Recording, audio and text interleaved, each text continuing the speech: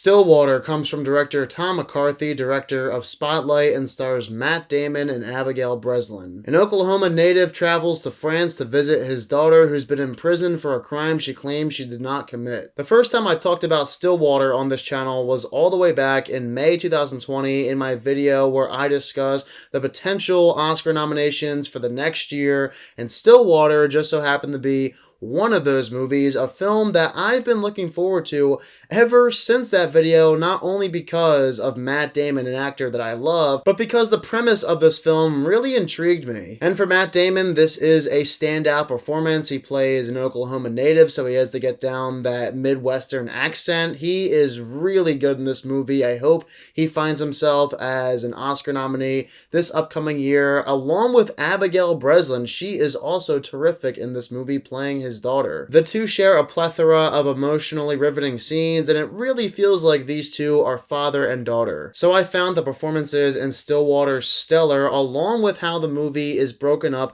into three separate acts that all feel unique. The first act is like an investigation movie, the second is more of a light family drama, and the third act is similar to what you would see out of a thriller. Matt Damon is on the brink of solving this case, and it surprisingly gets very dark, gritty, and intense, something I did not expect to see out of a movie like Stillwater. I also love how the film captures just how desperate a father could be in a situation like this, where basically no one wants to help him, he is on his own, and he has to go to the end of the earth to find a way to get his daughter out of prison. That, along with the fact that Matt Damon's character is someone who is very foreign to the French culture. He's from Oklahoma, he's never known anything more than his small Midwestern bubble, so for him to go all the way from Oklahoma to France and to learn the language, to get used to living in that culture, I became enamored by that. It was really interesting to see Matt Damon go from someone who knew nothing about French culture to someone who fell in love with it. From an emotional standpoint, I found Stillwater very powerful. There are some scenes that just hit right at home, especially when Breslin and Matt Damon are on the screen together. And I like how the movie abruptly ends without giving us a happy send-off. Because while Stillwater is loosely based on several real-life stories,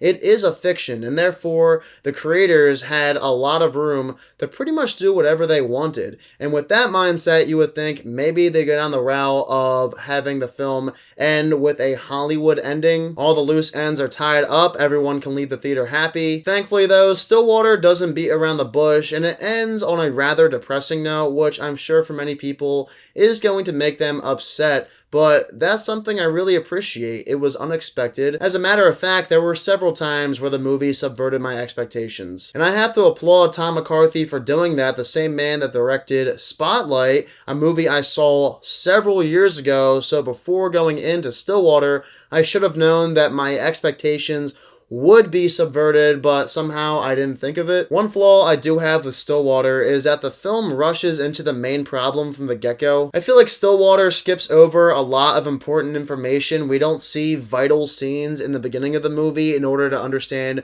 what exactly is happening when we first meet Abigail Breslin's character. The way it happens is that Matt Damon goes right overseas in the beginning, he meets with Breslin, and at that point you're like, oh, we didn't actually see anything that happened 5 years earlier when the crime was committed. So it would have been helpful had they added more scenes in the beginning to give us a better understanding of what exactly the situation is. That, along with a few political references thrown in there for some reason, I'm not really sure why, only God knows. Those are my only two big problems with the movie. For the most part, I really enjoyed Stillwater. This could be the best drama I've seen all year, and for Matt Damon, quite possibly, it's a career performance. I'm giving Stillwater a 79%. Alright, for those of you who also happen to see Stillwater, be sure to let me know down below in the comment section what your thoughts are of it. I will also have my review of The Suicide Squad, full and in-depth, coming out in a couple of days, so get ready for that next. As always, guys, if you are new to my channel, click the subscribe button and give this video a thumbs up if you enjoyed it. Thank you all so much for watching this video, and I hope you all have a fantastic day.